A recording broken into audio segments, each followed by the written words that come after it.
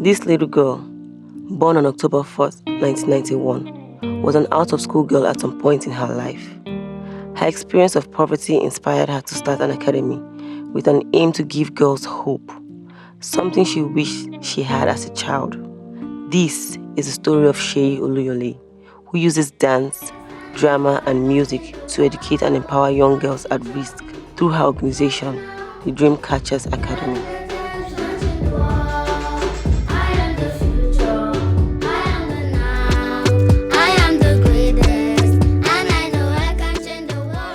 My name is Seyi Oluyole. I'm the founder of the Dreamcatchers Academy, which is a free arts academy that offers free dance, drama, and music classes to impoverished and street children.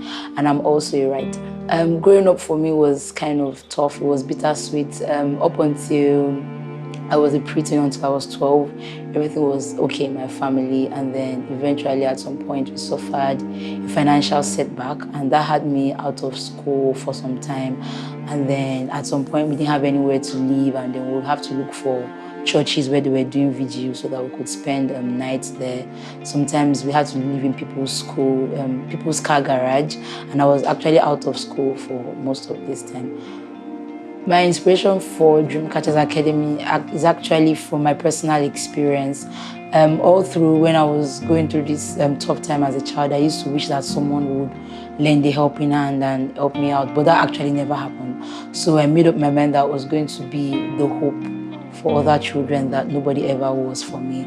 And then at some point I moved, when I was a teenager, when my parents were able to get enough money, we moved to an area near the slum. And it was there that I saw the reality of so many children, and I saw so many girls that were out of school who had never ever been in school. And I just really wanted to make a difference in the life of other children, even though that never happened for me.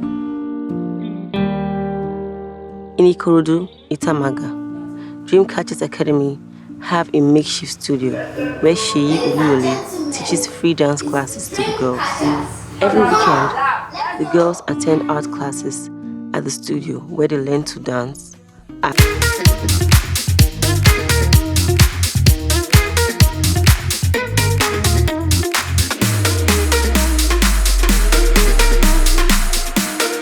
as they get fed.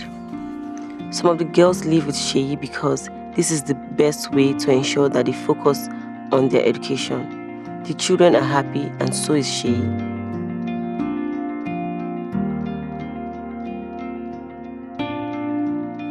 How I got the kids that I work with, each and every one of them have different stories. The girls come to me in different ways. Sometimes what I do is I scout, I go around in my community in Ikorodu, and then during school hours, I would look around for girls that are not in school during school hours, and then I would speak to either their parents and guardians and find out why they are not in school. Sometimes I would see girls walking by the side of the road, and for some other kids, someone would just tell me their story. Maybe if they had lost their parent or they've lost a family member, someone would come to me and say, oh, there's this girl out there that is going through this. And then most of the time I make sure that I do my background check on the girls to make sure that everything is safe, and then I enroll them to the academy. My name is Damilola. I am 12 years old and I am JSS1. My name is Seun. I am 10 years old and I am 22. And we are sisters. I joined Dreamcatchers when I was sitting on the road. Then when I see Mama passing, I will not call her name. He asked me that why am I not going to school? And I said that because there's no money to go to school. So she now sponsored me to go to school. I learned about Dreamcatchers from when I started to take my sisters. I feel left out when I see them dance and not dance. I learned about Dreamcatchers Academy through dancing. Before coming to Dreamcatchers, we lived in an uncompleted building and we call it Lizard House. My life before I met Seyi was horrible. How we used to live is by bathing outside, go to the stream and fetch water, and again, monkey will come down, run away, and on our way, we see different strange animals. And sometimes when we want to poo, we put it inside the nylon tray because we don't use the toilet.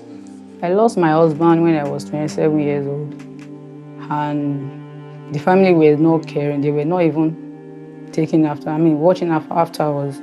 They just neglected us.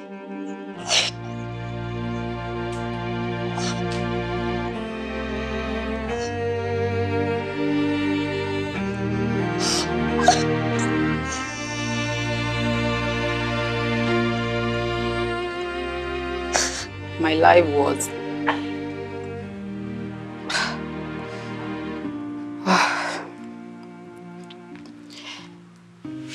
Tears every day. To eat is a problem. When I want to eat and my mom is not around, or then I used to beg. Sometimes I was still, and sometimes when they tell us to throw something away, and I don't feel like, why should it be thrown away? And eat it, secret. I used to pick something from the floor and eat. I stopped going to school since when I was 6 years old till 9 years old when Mama and Tisha put me to school. I stopped going to school since when I was 4 years old till 7 years old. And how I used to feel when I saw that girl going to school, I felt sad.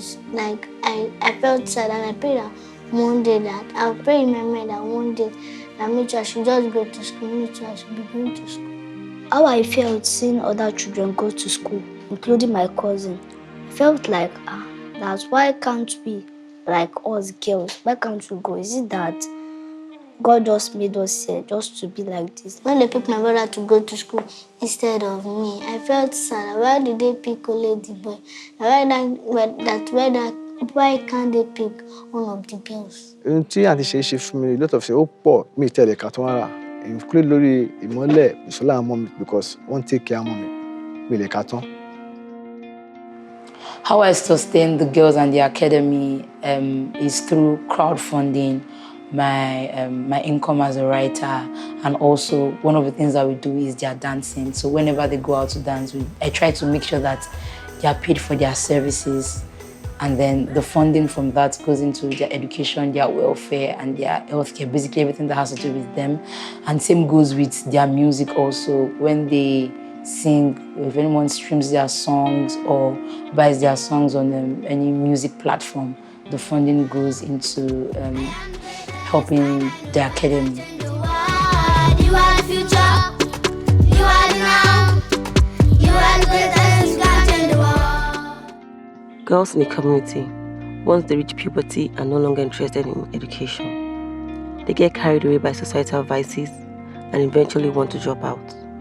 We talked to Busola, who dropped out of Dreamcatchers Academy at 13 years old. My name is Busola and I am 14 years old. I live in Tamaga, Ikorodu. When I left the Dreamcatchers Academy, I don't know what I was doing. It's when I came back to my house and I realized that I'm not in Dreamcatchers again. And I was so sad about that. We have 6 girls from Dreamcatchers. The girls are catching up well. They are doing great. You are great and your future. The girl child education is very important. Like in the olden days, we have women staying at home, not doing anything, and when the husband dies, the woman becomes a liability to both the community and the family. But these days, you have women who are educated, doing great things in the world.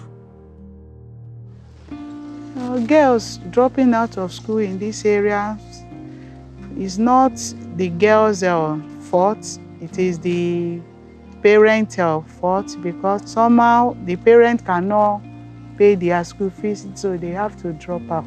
Dreamcatchers are helping a lot of girls who have dropped out of schools, or those ones that their parents cannot pay their school fees. They have been helping them by paying 50%. Not only that, sometimes giving them food items, clothes, so it releases their parents to pay the part of the payment easily. My fear mostly is not being able to follow up with what I really want to do for the girls. That's one of my biggest fears. Maybe something happening to me and then they would have to go back to wherever they used to be, or for them to have to drop out of school because I'm unable to pull through anymore. I think that's really one of my greatest fears. I want to create a life and a future for them that I literally never had through education and their hard work.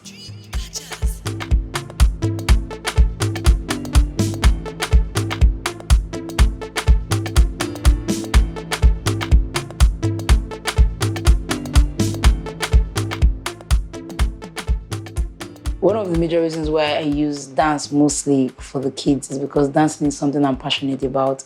As a child, I always loved dancing.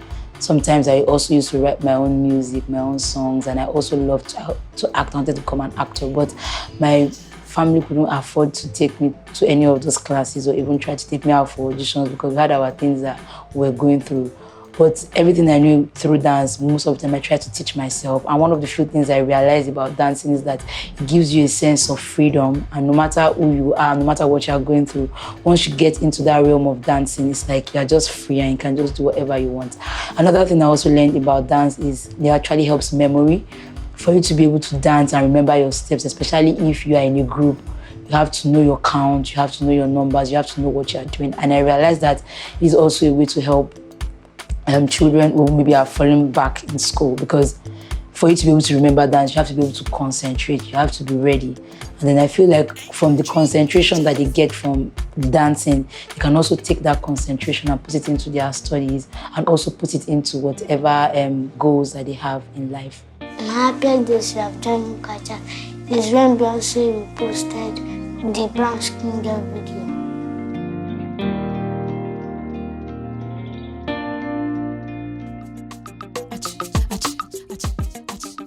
One of my highest moments remains when Rihanna reposted the video. And I'm a very, very big Rihanna fan, and we posted a video that I actually did not, I thought it wasn't a great video. So that's why I posted the video. And eventually, in about a week or two, the video was making rounds, and then eventually we were on Rihanna's page, and everybody was super excited. It was a very high moment for me because for me, it felt like, oh, finally I'm doing something right. And finally, the world has seen that, okay, someone in this little corner is actually doing something right. And it also helped to improve the esteem of the girls and myself. We were more motivated to want to do better. We were more motivated to want to be role models to other girls in the community. Suddenly, Aqua has an idea. She can make photo colleges. They say that the thing that have changed when I was on the street now is I'm wearing fine clothes. I'm wearing fine shoes. I'm going to school. I know how to read. When my brother used to say that I'm a girl and I don't matter, I used to feel sad and left out sometimes. And now that I am in Dreamcatchers, I know that I matter and I'll be able to stand my ground. And from this book that he gave me, the favorite part I like from it is I matter equally. Not if only, not as long as I matter equally, full stop. My biggest dream now that I'm in Dreamcatchers is to travel around the world, to meet people like great people like Beyonce, Rihanna, Justin Bieber, and for me to be able to make other children know that no matter anything they are doing, that there is still something for them if they work out and they believe in themselves that yes, they can do something. My greatest dream in Dreamcatchers is to go on a learning show and to help other children stay in school. One of the goals of the academy is to make sure the girls stay in school and not given to peer pressure in the community, which eventually leads to them dropping out. The future is female, but our future will be bleak if girls are held back from reaching their full potential. When girls are empowered and gain equal access to education, they gain choices and the potential to participate in government, business, and anything they desire. Girls with dreams become women with vision. Let us create a Nigeria where this vision runs wild and free.